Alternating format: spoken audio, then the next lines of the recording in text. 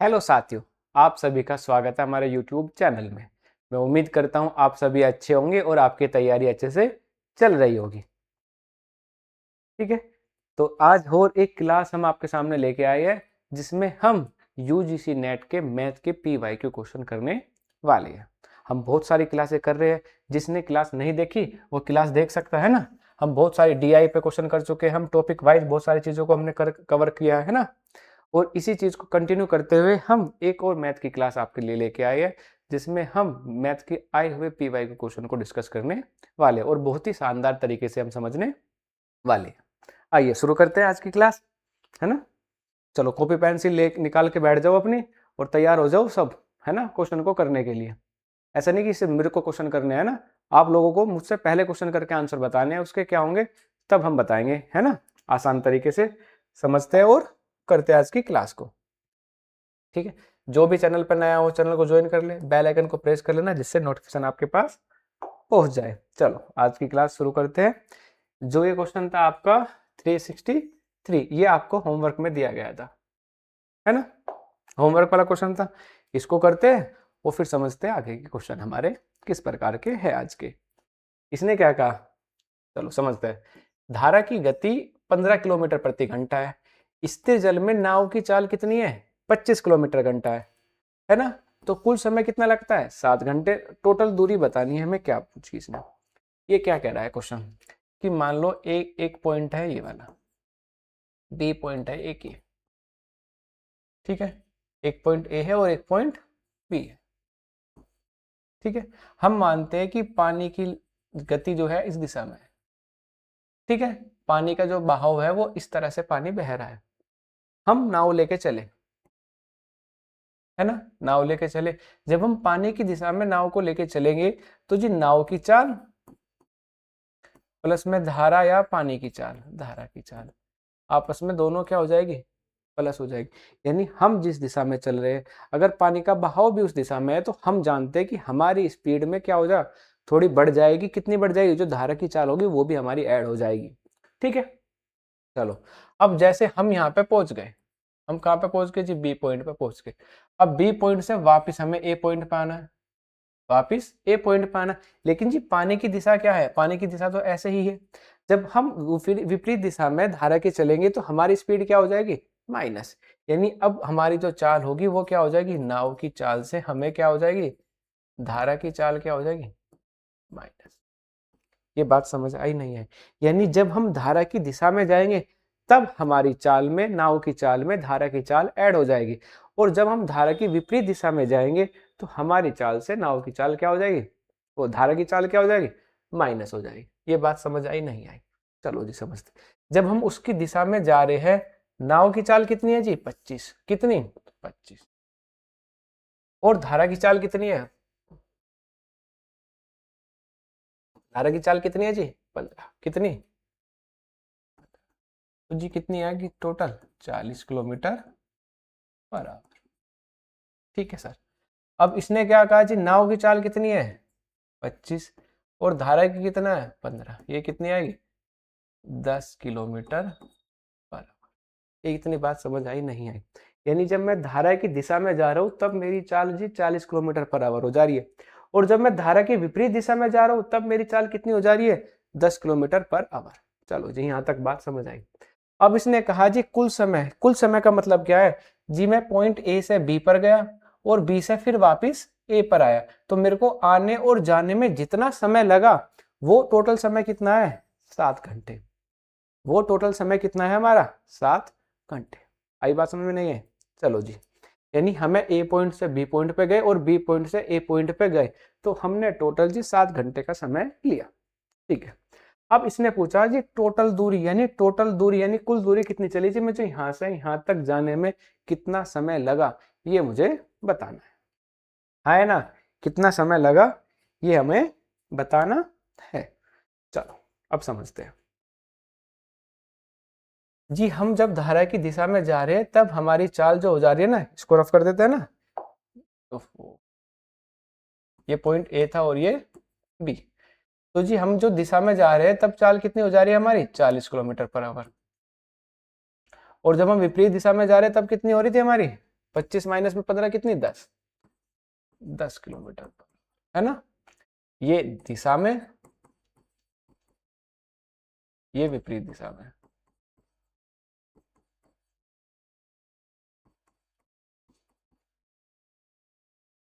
हाँ है ना, ये उसी दिशा में, ये विपरीत दिशा में। चलो जी, यहाँ तक बात ठीक है। अब जी हमने कहा यहाँ से लेके यहाँ तक की डिस्टेंस कितनी है, हमने मान लिया जी x किलोमीटर है। कितनी दूरी है, x किलोमीटर है। हम जानते हैं एक फॉर्मूला होता है जी, समय बराबर क्या होता है, दूरी बटे में 4, है ना। यानी टाइम इक्वल टू होता है डिस्टेंस अपॉन में स्पीड। ये इस फॉर्मूले को सभी लोग परिचित होंगे इससे, आए ना, सभी जानते होंगे इसको, ठीक है। अब जी हमने कहा ए से बी तक जाने में कितना समय लगा, हमने माना जी t1 है, कितना समय लगा, t1 समय लगा। लेकिन दूरी कितनी चली जी हमने, जब हम ए से बी पर जा रहे हैं जी, मैं x किलोमीटर चल रहा हूँ, कितनी दूरी चल रही है जी, x। और जब मैं ए से बी पर जा रहा हूँ, दिशा में जा रहा हूँ उसकी, तो मेरी स्पीड कितनी है जी, 40 किलोमीटर प्रति घंटा। कितनी, 40। यानी जो मेरा समय जाने में लगा वो कितना लगा, x बटे में 40। चलो जी, अब मैं कह रहा हूँ मैं विपरीत दिशा में आ रहा हूँ। अब मैं बी से कहाँ आ रहे हैं जी, हम ए की तरफ, तो जी समय कितना लगेगा, t2। अब बी से ए तक आने में दूरी तो उतनी ही है, कितनी दूरी है जी, x किलोमीटर, डिस्टेंस सेम है यानी x। लेकिन जो स्पीड हो गई वो हमारी कितनी हो जी, 10। कितनी स्पीड हो गई, 10। ये बात समझ आई नहीं आई। यानी जब मैं जा रहा था ए से बी की तरफ, तब मेरी टाइम था, मेरे को लग रहा था x अपॉन में 40। और जब हम बी से ए की तरफ आ रहे हैं तब हमारा टाइम आ रहा है x बटे में 10, ठीक है। लेकिन सवाल में हमें दिया गया है जी टोटल समय कितना है, 7 घंटे। यानी हम जानते हैं जी t1 प्लस में t2, यानी आने और जाने में जो समय लगा वो कितना लगा, 7 घंटे लगा, है ना। कितना घंटे लगा, 7 घंटे लगा।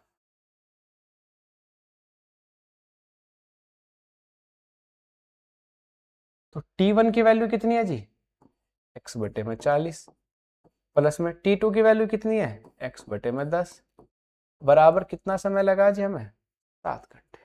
इसको सोल्व करेंगे और x की वैल्यू निकाल लेंगे, निकालते हैं जी। एलसीएम आ गया हमारा कितना, 40। ये तो x, ये कितना आ जाएगा जी, 4x, बराबर कितना आया, 7। 5x बराबर कितना आ गया जी, 7 मल्टीप्लाई 40। x बराबर कितना आ गया जी, 5 से कट गया, कितना आ गया, 8। यानी 8 सत्ते 56, यानी x की वैल्यू कितनी आ गई, 56 किलोमीटर। x की वैल्यू क्या है जी, a से लेके b तक के बीच की दूरी है। a से b के बीच की दूरी कितनी है, 56 किलोमीटर। लेकिन उसने हमसे पूछा है जी कुल दूरी बताओ। कुल दूरी का मतलब है जितना मैंने ट्रेवल किया जी। a से मैं b पे गया, b से मैं फिर वापस a पे आया, यानी a से b और b से a आने में टोटल समय कितना लगा। यानी मैं दूरी को कितना, यानी x गया और x ही आया, यानी मैंने टोटल दूरी कितनी चली, कुल दूरी जी, टोटल डिस्टेंस कितनी चली हमने, ये टोटल डिस्टेंस जो चली है कितनी, 2x, यानी जी 2 मल्टीप्लाई 56, यानी 56 दूनी 112 किलोमीटर। कितना, 112 किलोमीटर, यानी ऑप्शन नंबर ए, यानी ऑप्शन ए हमारा बिल्कुल सही हो जाएगा। जिस बच्चे ने ऑप्शन ए जवाब दिया है वो क्या होगा, सही हो जाएगा, यानी ऑप्शन ए, ठीक है। 112 किलोमीटर, कितना, 112 किलोमीटर, ऑप्शन क्या हो जाएगा, 1, ठीक है। क्या हो जाएगा, 1 आंसर हो जाएगा। समझ आया, बताओ, ठीक है। टेनिस ने कहा था कि धारा की गति कितनी है, 15 किलोमीटर, और शांत जल में नाव की गति कितनी है, 25। यानी जब दिशा में जा रहे हैं उसी दिशा में तो 40 हो जा रही है, फिर 10 हो जा रही है, समय लग रहा है x बटे में 40, x बटे में 10, टोटल समय 7 घंटे।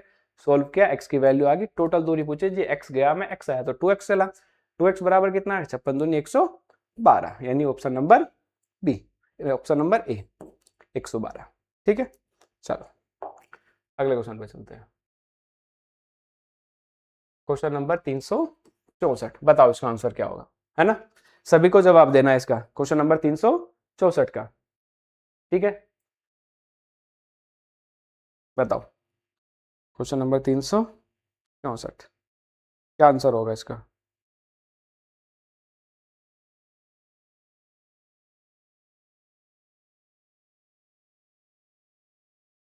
क्या कह रहा है? इसने कहा जब एक राशि 15 लड़कों के बजाय 10 लड़कों में बांटी जाती है तो प्रत्येक लड़के को 50 रुपए अधिक मिले तो कुल राशि क्या होगी, ये हमें बताना है। यानी टोटल अमाउंट हमसे पूछा है, क्या होगा बताओ, है ना। कोई अमाउंट है, वो पहले 15 बच्चों में बांटना था या 15 लड़कों में बांटना था, अब वो 15 में ना देके उसने 10 लड़कों में बांट दिया। अगर 10 लड़कों में बांट रहा हूं तो कितना आ रहा है, 50 रुपए एक बच्चे पे अधिक आ रहा है। ये हम जानते हैं कि अगर कुछ भी अमाउंट है वो कम लोगों में बांटा जाए तो ज्यादा हिस्सा सबको मिलेगा, अगर वो ज्यादा लोगों में बांटा जाए तो हिस्सा क्या हो जाएगा, हमारा कम हो जाएगा। ठीक है, तो इसने पूछा कि टोटल राशि कितनी थी, हमें ये बताना है, ये बताना है। चलो, हमने मान लिया जी टोटल जो अमाउंट था ना वो कितना था, एक्स रुपए था। कितना था, एक्स रुपए था।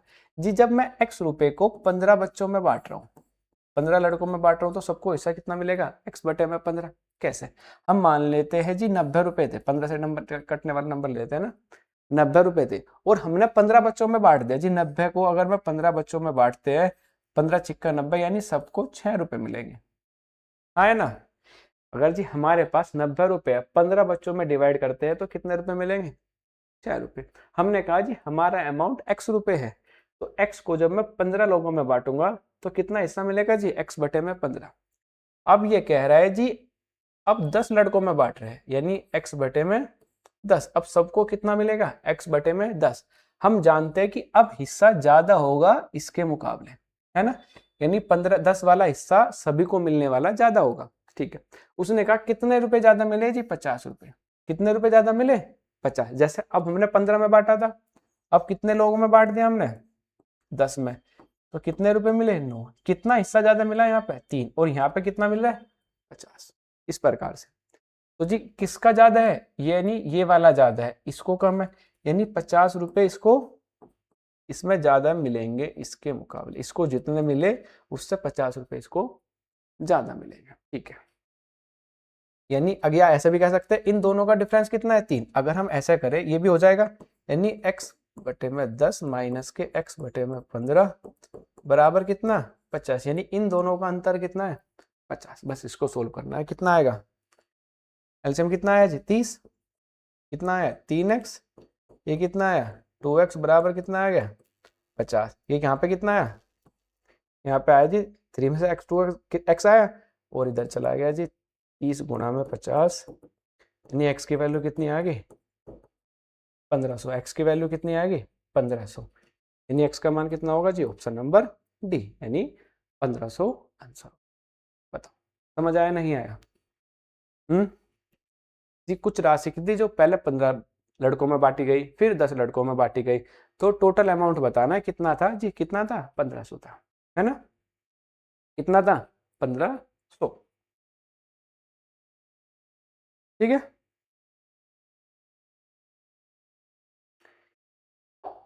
या ऐसे समझे, एक तरीका मान लो पहले 15 लोगों में बांटी जा रही थी, फिर 10 में, कितने का अंतर है जी, 5 का, और ये 5 का अंतर कितना है, 50। यानी एक का अंतर कितना आएगा, एक यूनिट का अंतर आएगा जी 10 रुपए, है ना। अब टोटल अमाउंट पूछा, टोटल अमाउंट क्या होगा जी, टोटल अमाउंट तो इन दोनों का मल्टीपल, यानी 15 गुना में 10, कितना आया, 1500, यानी 150 यूनिट। एक यूनिट अगर 10 है तो 150 यूनिट कितना हो जाएगा जी, 150 यूनिट हो जाएगा 1500, यानी ऑप्शन नंबर डी। इस प्रकार से भी हम कर सकते हैं। ठीक है, चलो अगले क्वेश्चन पे चलते हैं। क्वेश्चन नंबर 365, इसका बताओ क्या आंसर होगा। ठीक है, क्वेश्चन नंबर 365, बताओ। सभी लोग जवाब देंगे इसका, है ना, क्या आंसर होगा, है ना, क्वेश्चन नंबर 365 का।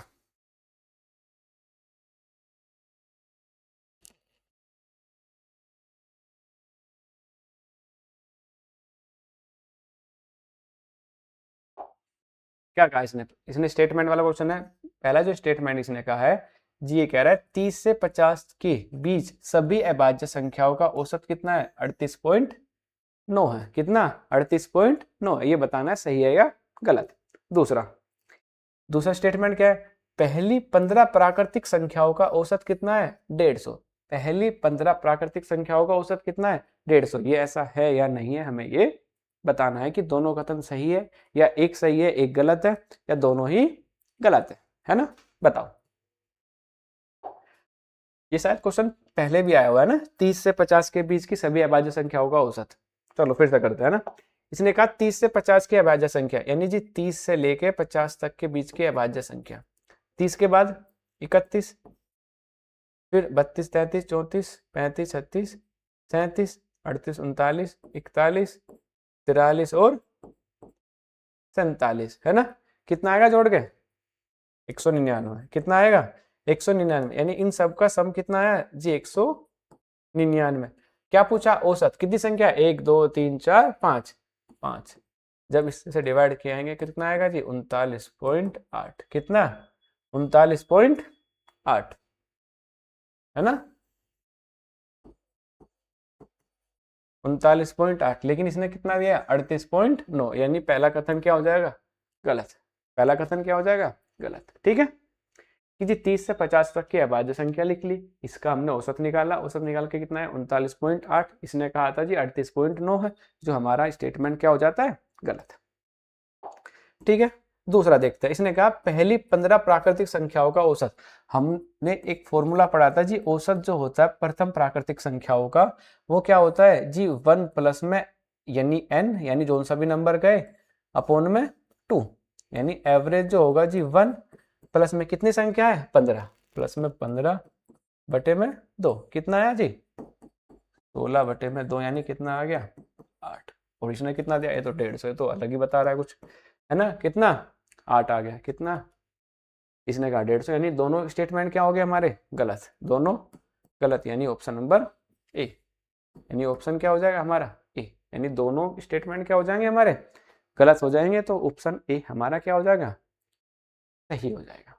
बताओ समझ आया नहीं, कि 30 से 50 तक की अभाज्य संख्या पूछी थी, उसका औसत, और प्रथम 15 प्राकृतिक संख्याओं का औसत कितना है, 150। ये भी दोनों स्टेटमेंट क्या है हमारे, गलत है। पहली 15 संख्याओं का तो गलत हो जाएगा। चलो अगले क्वेश्चन पे चलते हैं। क्वेश्चन नंबर 366, है ना। बताओ ट्रांसफर क्या होगा। अभी जैसा किया ना वो लड़कों वाला, सेम टू सेम ऐसा ही क्वेश्चन है ना।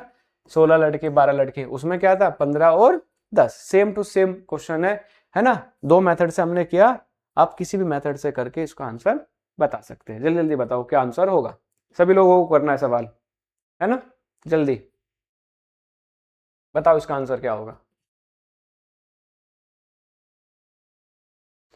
क्या किया था हमने जी, 16 थे और 12 थे, डिफरेंस कितना है जी, 4 का।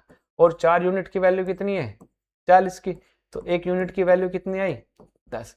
टोटल कितना आया था जी, 16 मल्टीप्लाई 12, कितना आया, 16 दूनी 32 और 16 एकम 16 और 3 19, 192। 192 यूनिट की वैल्यू कितनी हो जाएगी, मल्टीप्लाई 10, यानी 192, है ना। यानी 1920, यानी ऑप्शन नंबर बी। तो अमाउंट कितना हो जाएगा, 1920 हो जाएगा। बताओ समझ आया नहीं आया जी। 16 लड़कों में बांटी गई थी, फिर 12 में बांटे गए, डिफरेंस कितना है, 4। यानी रुपए में कितना अंतर आया था जी, 40 का। तो 1 यूनिट की वैल्यू 10 रुपए, मल्टीप्लाई करके कितना है, 192। यानी 192 यूनिट कितना होगा, गुणा में 10, कितना आ गया, 1920। यानी option number B, option number B. अगर जिसको ऐसे समझ नहीं आया, हम दूसरे मेथड से कर लेते कि हमने माना था जी टोटल अमाउंट कितना है, एक्स। यानी पहले तो एक्स को 16 में बांटा, फिर एक्स को कितने में, 12 में। और इनका जो डिफरेंस है ना, इनका जो डिफरेंस है, यानी एक्स बटे में 12 माइनस के एक्स बटे में 16, ये डिफरेंस कितना है, 40 का। कितना है, 40 का। एलसीएम कितना आया, 48। यहाँ पे कितना आएगा, 4x। यहाँ पे कितना आएगा, 3x बराबर कितना आया, 40। x बराबर कितना आया जी, 40 मल्टीप्लाई 48। मल्टीप्लाई करो कितना आएगा इसका, 0, 4 अट्ठे 32, 4 चौक 16 और 3 19, 192, यानी ऑप्शन नंबर बी। किसी भी प्रकार से हम कर सकते हैं, ठीक है, दोनों तरीकों से हम कर सकते हैं, जैसा आपको आसान लगे उसको आप इस्तेमाल कर लेना, ठीक है। बताओ समझ आ रहा है नहीं आ रहा है? चलो तो अगले क्वेश्चन पे चले। और ज्यादा से ज्यादा क्वेश्चन की प्रैक्टिस किया करो। जो ये क्लास है ना, जिन्होंने नहीं देखी ना, इन क्लासों के माध्यम से बार बार प्रैक्टिस करो। ऐसा नहीं कि एक बार देख ली दोबारा चेक करो, है ना, दोबारा से क्वेश्चनों की प्रैक्टिस करो। जितना ज्यादा आप प्रैक्टिस करोगे उतना आपको फायदा होगा, ठीक है। चलो अगले क्वेश्चन पे चलते हैं। ये रहा क्वेश्चन नंबर 367। क्वेश्चन नंबर 367, इसने कहा सूची 1 को सूची 2 से मिलाइए। यानी ये है इसकी सूची, मतलब यहाँ है पहले वाली जो है वो कितना है 38, जो सेकंड वाला है वो कितना है ना, फर्स्ट है जी 38, सेकंड वाला है 36, थर्ड वाला है 35 और फोर्थ वाला है 37। मैच करना है हमें किसका कौन सा से मेल करता है, बताओ, है ना, कौन सा ए किससे मैच कर रहा है, ए से बी, 1 से 2 से 3 से 4 से, है ना, ऐसे बी सी और डी। हमें बताना है कौन सी सूची, यानी ये 1 सूची हो जाएगी और ये 2 कौन से आपस में मेल करता है, ये हमें बताना। बताओ जल्दी, है ना। देखो क्या होगा, पहले वाला नंबर, पहले वाला जो है ये क्या कहा है जी, इसने कहा है 40, 32 और 33 है। अब ये इनसे किस में मैच, मतलब मैच कर रहा है, ये हमें बताना है, ठीक है। क्या करेंगे, इन सबका एवरेज निकालते हैं, है ना जी। 40 प्लस में 32 प्लस में 33, तीन संख्या है, डिवाइड बाय 3 कितना है जी, ऐड करके कितना है, 3 और 2 5, 3 और 3 6 और 4 10, कितना 105 बटे में 3, यानी 35 किया 105, यानी 35 किया 105, यानी पहले का ऑप्शन क्या हो जाएगा, थर्ड। एक का क्या हो जाएगा, थर्ड। हाँ है ना, 1 का क्या हो जाएगा, थर्ड। दूसरे वाले को देखते हैं, अब कितना है जी, 35, 36, 40, है ना। इसका निकाला 35, 36 और 40 अपोन में 3, कितना ऐड करने के बाद, 6 और 5 11, 3 और 3 6 और 10 और 1, 3 और 3 6 और 4 10 और 1 11, 111, है ना। तो कितना होता है हम जानते हैं, 37 किया कितना होता है 111, यानी बी का क्या हो जाएगा 37, बी का कितना हो जाएगा 4, बी का क्या हो जाएगा 4, है ना। ऐड करा कितना है 111, 137 दिया 111, यानी ऑप्शन नंबर, यानी ए का कितना हो जाएगा जी, ए का हो जाएगा 4th, ठीक है। अगले वाला, अगला कितना है जी 33, 36 और 39, है ना। अगर इसको 3 इसमें दे दे तो सारे कितने हो जाएंगे 36, 36 और 36 हो जाएंगे, अपोन में 3, यानी कितना हो जाएगा 3 मल्टीप्लाई 36, 3 कितना आया जी 36, यानी इसका कितना आ जाएगा सी का 36, यानी 2, या इसको ऐसे कर लो, ऐड कर लेते हैं, कोई दिक्कत नहीं है। 36, 33 और 36 39 अपोन में 3, ऐड करेंगे कितना आएगा 36 या 108, 3 से डिवाइड करेंगे कितना आएगा 36, जो ऑप्शन नंबर, यानी सूची नंबर किस में आ जाएगा 2 में। लास्ट वाला क्या बचा, इसको सोल्व करने की जरूरत नहीं है, किससे मैच करेगा, फर्स्ट से। किससे मैच करेगा, फर्स्ट वाले से। बताओ समझ आई बात नहीं आई, कि यानी हमें ये देखना ये वाली इनमें किसके साथ मैच करती है, वो हमें मैच करके बताना है, ठीक है। तो क्या होगा जी, फर्स्ट यानी ए कौन से वाले में है, ए वाला है यहाँ, ये ए के साथ मैच कर रहा है 35, और बी वाला फोर्थ के साथ, यानी ये वाला कौन सा है बी, और डी वाला कौन सा है ए, ये हो गया डी, और ये क्या हो गया हमारा सी, ठीक है ना। यानी क्या बना जी, C D A B, C D A B, ये हमने कर लिया, ठीक है। चलो अगले क्वेश्चन पर चलते हैं। क्वेश्चन नंबर 368, है ना। क्वेश्चन कौन सा है 368। पढ़ो और बताओ। ये बहुत ही आसान सवाल है ना, सभी बच्चे करेंगे इसको, सभी को सारे क्वेश्चन करने हैं ना, पर ये तो सभी बता सकते हैं। बताओ। इसने कहा आयु अनुपात कितना है, 5:6 है, और इनका योग कितना है, 11। तो 5 वर्ष बाद अनुपात बताना है कितना होगा। यानी जिसने कहा आयु का अनुपात 5:6 है, यानी अगर मैं दोनों को ऐड कर रहा हूँ कितना आ रहा है जी, 11। 11 की वैल्यू इसने योग करके कितनी कही है, 55। 11 की वैल्यू यही तो कही है इसने, 55। तो जी एक वैल्यू कितनी आ गई, एक वैल्यू आ गई 5। तो इसकी एज कितनी आ गई जी, 25। इसकी एज कितनी आ गई, 30। है ना, क्योंकि जी एक यूनिट की वैल्यू 5 है, तो 5 कितना आ गया, 25, और 6 कितना आ गया हमारा, 30। ठीक है। अब क्या कहा, 5 वर्ष बाद, 5 वर्ष बाद ये कितना हो जाएगा जी, 30। 5 वर्ष बाद ये कितना हो जाएगा जी, 35। अब रेशो कितना आ गया, 6। ये कितना आ गया, 7। यानी 6:7, यानी 6:7, यानी ऑप्शन नंबर ए, यानी 6:7 ऑप्शन नंबर ए। बताओ, आसान था है ना, समझ आया। तो क्या हो जाएगा, 6:7 ऑप्शन नंबर ए। चलो,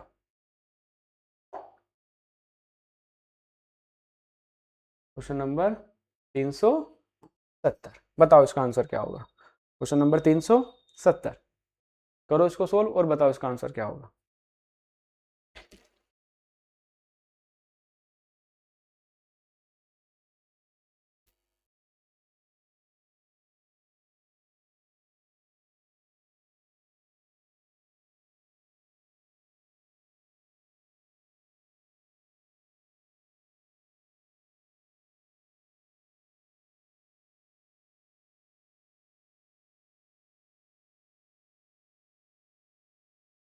बताओ क्या आंसर होगा 370 का।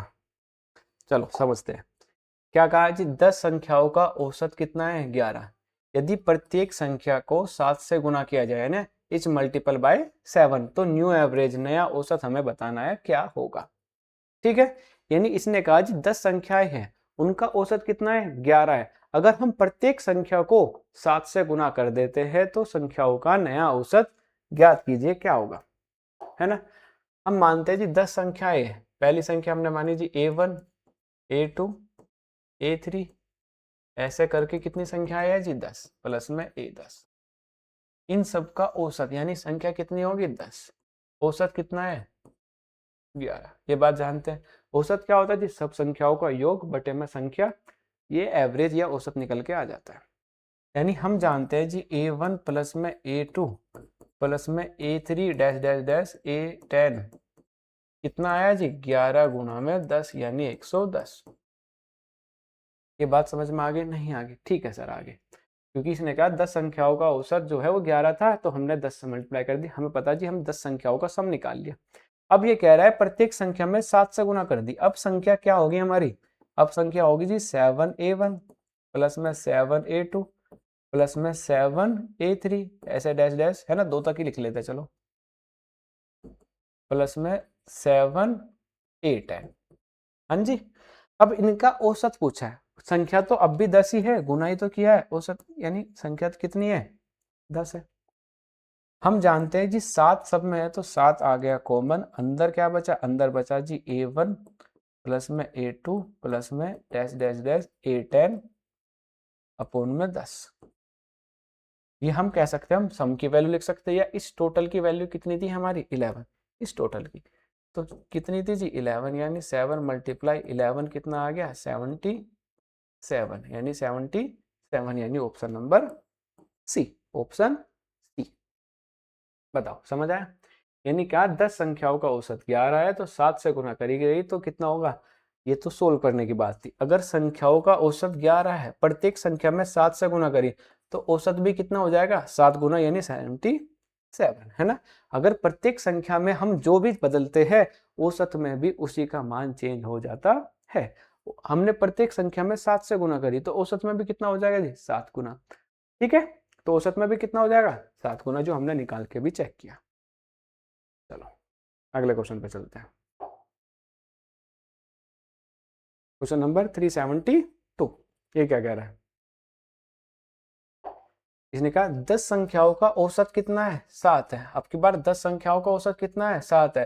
प्रत्येक संख्या को 11 से गुना किया जाता है, तो नई संख्याओं का औसत बताइए क्या होगा। बताओ, इस क्वेश्चन को सब बताओ, है ना, इसका आंसर क्या होगा।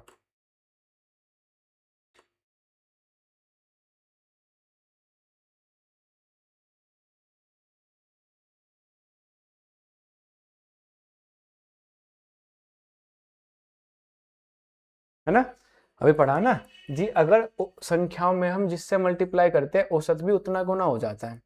यानी औसत कितना था, 7, कितने गुना हुई तो जी 11, तो कितने हो गया 77। इसका भी क्या हो जाएगा 77। अच्छा, पिछली बार क्या था, औसत 11 था, 7 से गुना करी गई थी। अब की बार औसत 7 है तो 11 से गुना करी गई, लेकिन एवरेज कितना हो जाएगा नया जी 77, 77। एवरेज कितना हो जाएगा 77। ठीक है, चलो अगले क्वेश्चन पे चलते हैं। 373, बताओ। इसने कहा निम्न में से सबसे छोटी भिन्न कौन सी है। सबसे छोटा नंबर बताना है कौन सा है। 4 ऑप्शन दिए गए हैं, इसमें सबसे छोटी भिन्न को हमें बताना है कि कौन सा हमारा आंसर होगा। बताओ भाई सभी। ठीक है, सबसे छोटी भिन्न का हमसे मान पूछा है, सबसे छोटी भिन्न क्या होगी। क्या क्या नंबर दिए जी इसने, 11/16, 29/40, 5/8 और 65/80। हम देख रहे हैं जी 16, 40, 8, 80, इन सबका एलसीएम कितना आ जाएगा, 80 आ जाएगा। यानी 16 पंजे 80, 40 दूनी 80, 8 धाम 80, यानी सबका 40 आ जाएगा, 80 आ जाएगा। इसका 80 बनाने किससे गुणा करेंगे, 5 से, यानी कितना 55। इसका करेंगे किससे, 2 से, तो 29 दूनी 58। इसका किससे करेंगे, 10 से, तो कितना आया 50। कितना आया 50, ये कितना है 65। क्या पूछा, सबसे छोटी भिन्न, छोटा नंबर कौन सा है 50, यानी कौन सी 5/8। सबसे छोटी भिन्न कौन सी हो जाएगी जी 5/8। ठीक है, सबसे छोटी भिन्न कौन सी होगी जी 5/8। बताओ, समझ आया, है ना। सबसे छोटे फ्रैक्शन पूछे थे ना, तो जी सबसे छोटी कितनी है 50 है, एलसीएम लेके देख लिया हमने, तो कौन सी आई 5/8, यानी ऑप्शन नंबर सी हमारा आंसर हो जाएगा। चलो अगले क्वेश्चन पे चलते हैं। ये बताओ, क्वेश्चन नंबर 374, बताओ इसका आंसर क्या होगा।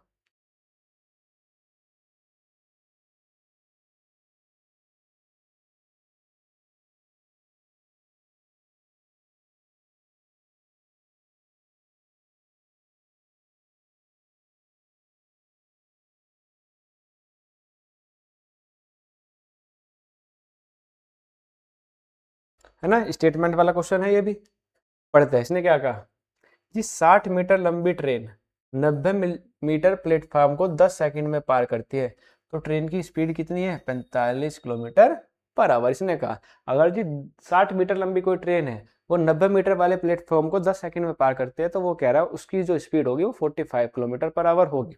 चेक करेंगे सही है या नहीं। दूसरा स्टेटमेंट क्या है, यदि गति का अनुपात ए अनुपात बी है, तो समय का अनुपात भी कितना होगा जी ए अनुपात बी होगा। इसने कहा है कि गति का अनुपात अगर ए अनुपात बी है, तो जी समय का अनुपात भी कितना होगा ए अनुपात बी। ऐसा है या नहीं है।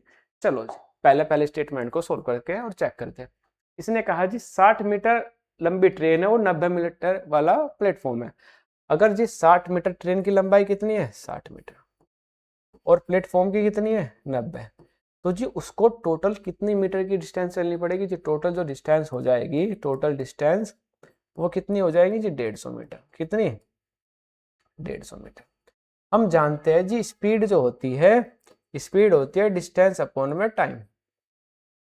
ठीक है, स्पीड डिस्टेंस कितनी आई 150 मीटर और टाइम कितना कहा उसने 10 सेकंड। कितना जी 10 सेकंड, यानी कितनी स्पीड होगी उसकी जी 15, लेकिन ये है मीटर प्रति सेकंड में। क्या मीटर प्रति सेकंड में, यहाँ पे क्या दिया है किलोमीटर प्रति सेकंड में। अगर मीटर प्रति सेकंड को हम यहाँ पे चेंज करते हैं जी, मीटर प्रति सेकंड को हम किलोमीटर प्रति सेकंड में बनाते हैं, तो क्या करते हैं जी 5 बटे यानी 18/5 से मल्टीप्लाई करते हैं। 15 गुना में 18 बटे में 5, 5 दिया 15, 18 दिया जो 1 किलोमीटर पर आवर, कितना 54, लेकिन यहाँ पे कितना दिया 45, यानी हमारा स्टेटमेंट क्या हो जाएगा रॉन्ग, स्टेटमेंट क्या हो जाएगा जी रॉन्ग, है ना। ये हम पढ़ चुके हैं कि अगर मीटर प्रति सेकंड को किलोमीटर में बनाते हैं तो 18/5, और किलोमीटर को मीटर में बनाते हैं तो 5/18, ठीक है। दूसरा स्टेटमेंट, इसने क्या कहा, यदि गति का अनुपात a अनुपात b है तो समय का अनुपात भी a अनुपात b होगा। अभी हमने पढ़ा कि जो स्पीड होती है वो क्या होता है, डिस्टेंस अपॉन में टाइम होता है। हाँ जी, हम जानते हैं। अगर हम कहें डिस्टेंस कांस्टेंट है तो जी स्पीड जो होगी वो प्रोपोर्शनल है ना, इसके होगी 1 में t के, यानी स्पीड जो है वो व्युत्क्रम है किसके, समय के। अगर जब व्युत्क्रम है समय के तो अगर स्पीड और टाइम सेम सेम नहीं हो सकते। अगर ये a/b है, कौन सी स्पीड, तो जी टाइम क्या हो जाएगा, रिवर्स हो जाएगा, यानी b/a हो जाएगा, क्योंकि ये इसका क्या है, व्युत्क्रम। अगर ये समानुपाती होते यानी स्पीड प्रोपोर्शनल टू टाइम होता तो चीजें दोनों इक्वल टाइम से हो सकता था, पर ऐसा नहीं है, ठीक है, ये नहीं होता। हम जानते हैं स्पीड क्या है, टाइम के प्रोपोर्शनल है, तो दोनों का रेशो सेम सेम नहीं हो सकता, यानी स्टेटमेंट 2 भी क्या है हमारा, गलत है, यानी दोनों कथन क्या हो गए हमारे, गलत हो गए, यानी option number C, option C, दोनों स्टेटमेंट क्या होंगे हमारे, गलत हो गए। तो ऑप्शन क्या होगा हमारा, ऑप्शन ए, सॉरी, है ना, ऑप्शन ए क्या हो जाएगा हमारा, बिल्कुल सही हो जाएगा, दोनों स्टेटमेंट क्या है, गलत है।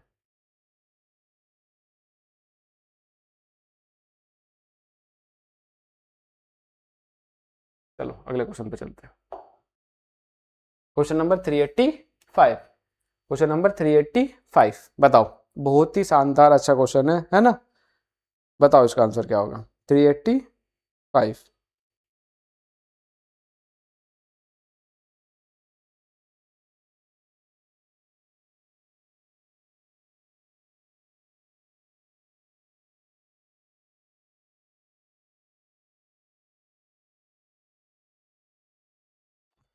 थ्री एट्टी फाइव पढ़ो और बताओ इसका आंसर क्या होगा 385 का।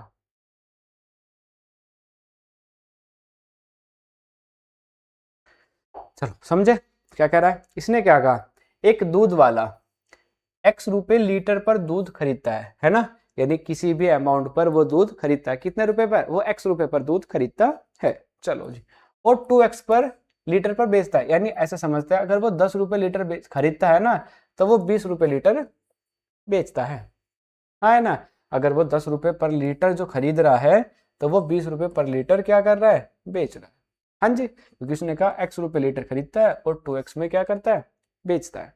चलो अब वह कह रहा है कि वह 6 लीटर दूध में 2 लीटर पानी मिलाता है, यानी 6 लीटर दूध में 2 लीटर पानी मिलाता है, तो लाभ प्रतिशत क्या होगा हमें ये बताना है, यानी उसको प्रॉफिट कितना होगा ये हमें बताना है, ठीक है। चलो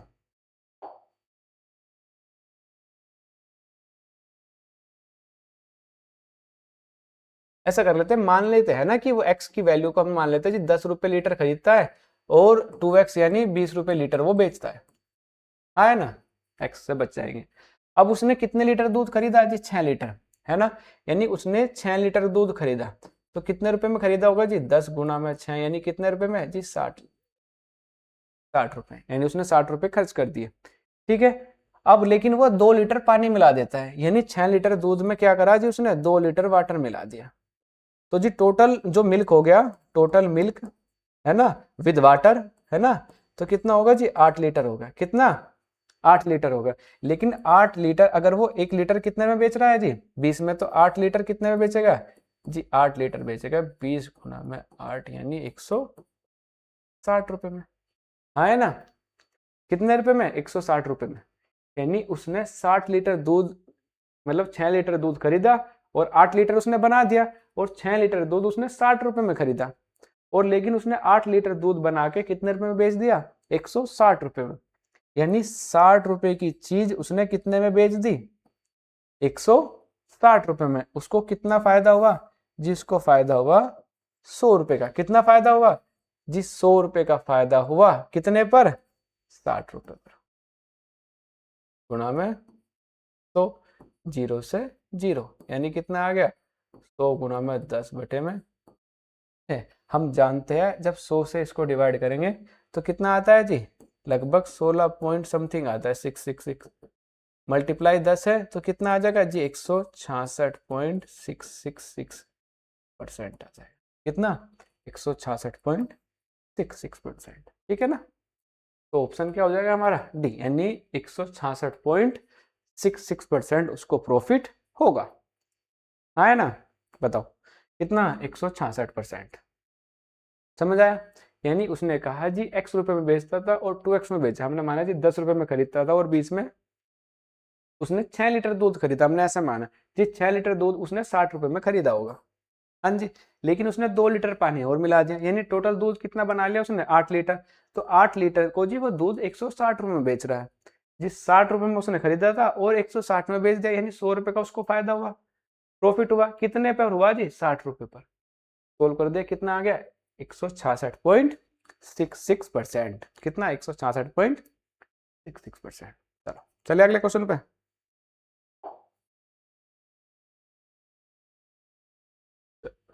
क्वेश्चन नंबर 386, बताओ 386 का आंसर दो सभी लोग, है ना, क्या आंसर होगा 386।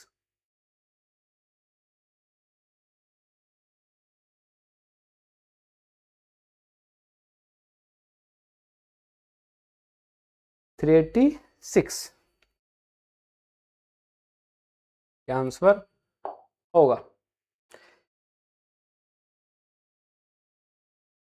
चलो यदि लागत मूल्य विक्रय मूल्य का 25% है तो लाभ प्रतिशत क्या होगा ये हमें बताना है। इसने क्या कहा जी, लागत मूल्य जो है यानी सीपी जो है एसपी का 25% है ना, यानी जी सीपी बटे में एसपी जो होगा वो कितना होगा 25 बटे में 100। कितना होगा 25 बटे में 100। इसको सोल्व भी कर सकते हैं, कितना है जी 1 बटे में 4, यानी सीपी और एसपी का रेशो कितना आया जी 1:4 आया। रेशो कितना आया। अब इसने क्या पूछा, लाभ पूछा, प्रॉफिट क्या पूछा, प्रॉफिट। सीपी की वैल्यू कितनी है 1, एसपी कितना है 4, यानी जी एक की चीज उसने 4 रुपए में बेच दी, कितने रुपए का फायदा हुआ 3, कितने रुपए पर 1 रुपए पर, मल्टीप्लाई तो यानी कितने रुपए का फायदा होगा जी 300%। कितने का फायदा होगा 300%, यानी ऑप्शन नंबर सी। बताओ, है ना जी, एक की चीज ये सीपी था, ये एसपी था जी, 1 रुपए में चीज लाया 4 रुपए में बेच दी, 3 रुपए का फायदा होगा, कितने पर हुआ 1 रुपए पर, यानी कितने परसेंट का फायदा होगा जी 300%। कितने का 300% का, यानी ऑप्शन नंबर सी हो जाएगा। है ना, बताओ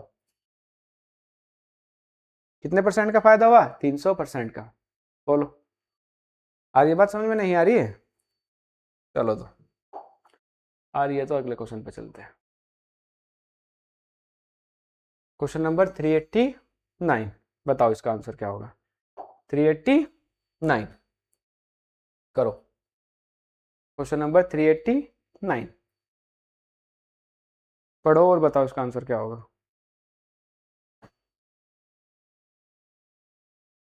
क्या कह रहा है चार संख्याओं का औसत कितना है 20, पहली संख्या बाकी तीन संख्याओं के योग का 1/3 है, तो पहली संख्या ज्ञात कीजिए। है ना, तो हमें पहली संख्या बतानी है क्या होगा, है ना, द एवरेज ऑफ 4 टर्म्स कितना है 20, यानी चार संख्याओं का एवरेज कितना है, और जो इसने कहा जो पहली संख्या है वो बाकी तीन संख्याओं का कितना है 1/3 है योग का, तो हमें पहली संख्या बतानी है कितनी होगी। ठीक है, बताओ कितनी होगी, करो सोल्व।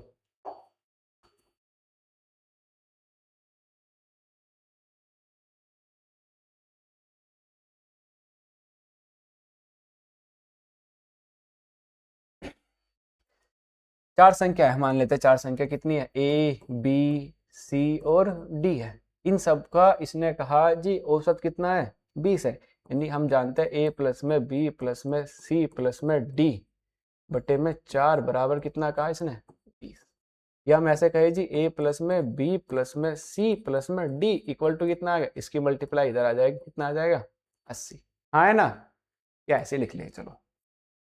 कितना आया 20 × 4। बताओ कोई दिक्कत? नहीं जी कोई दिक्कत नहीं। अब कहा पहली संख्या बाकी तीन संख्याओं के योग का, पहली संख्या क्या है ए, जो बाकी तीन संख्या है कौन सी जी, बी सी और डी के योग यानी प्लस का कितना 1/3 यानी 1/3। कितना 1/3 है। तो अगर हम ऐसा करें जी 3 इधर चला गया तो यानी 3a बराबर कितना आ गया b प्लस में c प्लस में d, यानी 3a की वैल्यू, यानी अगर हम ये कहें कि इन सब की वैल्यू कितनी है 3a, इन सब की वैल्यू कितनी है 3a, यानी जी हम जानते हैं a प्लस में 3a बराबर कितना आया जी 20 × 4 है ना। आई बात में नहीं जी, b प्लस में c प्लस में d, b प्लस में c प्लस में d की वैल्यू कितनी है 3a, तो इस सब की जगह कितना आ गया 3a, यानी कितना आ गया जी 4a कितना है 20 × 4, 4 से 4 कटा, a बराबर कितना आ गया 20, a बराबर कितना आ गया 20, यानी option number B, option B. ठीक है, ऑप्शन क्या हो जाएगा हमारा बी। ठीक है, बी आंसर हो जाएगा। बताओ समझ आया?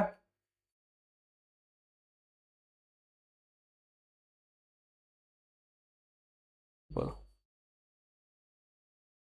हो गया।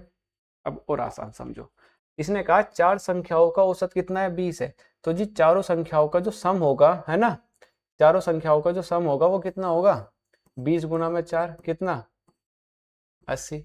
जी चारों संख्याओं का सम कितना होगा 80। अब इसने कहा तीन संख्याओं का योग पहली के बराबर है ना, यानी तीन संख्याओं का योग, यानी हमने माना जी ऐसा लिया था ना b प्लस में c प्लस में d प्लस में d, और जो है वो 1/3 है किसका फोर्थ संख्या का, यानी हम ऐसा कहें जी b प्लस में c प्लस में d जो है वो कितना हो जाएगा अपोन में a बराबर कितना होगा 3/1, कितना होगा 3/1। अब टोटल योग ही तो है चारों संख्याओं का, यानी टोटल सम कितना आया जी 4, यानी 4 की वैल्यू कितनी है 80 की। इसने पहली संख्या यानी a की वैल्यू पूछी, तो जी एक की वैल्यू कितनी हो जाएगी, कितनी होगी 20, यानी एक की वैल्यू कितनी हो जाएगी 20, यानी ऑप्शन नंबर बी। हम इसको ऐसे भी कर सकते हैं है ना, ऑप्शन क्या हो जाएगा हमारा बी आंसर हो जाएगा। ठीक है, चलो तो अगले क्वेश्चन पे चलते हैं। Question number 390, question number 390। चलो ऐसा करते हैं, ये क्वेश्चन आपका होगा होमवर्क, ये क्वेश्चन क्या होगा होमवर्क है ना। तो सभी बच्चे इस क्वेश्चन का आंसर कमेंट बॉक्स में देंगे और क्वेश्चन के आंसर आप कमेंट बॉक्स में दिया करो, ठीक है ना। अब जितने से ज्यादा क्वेश्चन करोगे है ना, तो अच्छा होगा आपके लिए ना, फायदेमंद चीजें हैं। ठीक है, इसका स्क्रीनशॉट ले लो।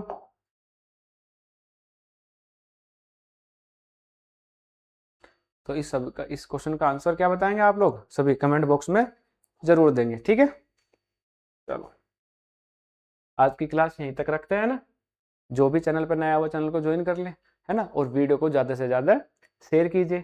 ठीक है, मिलते हैं अगली क्लास में, धन्यवाद।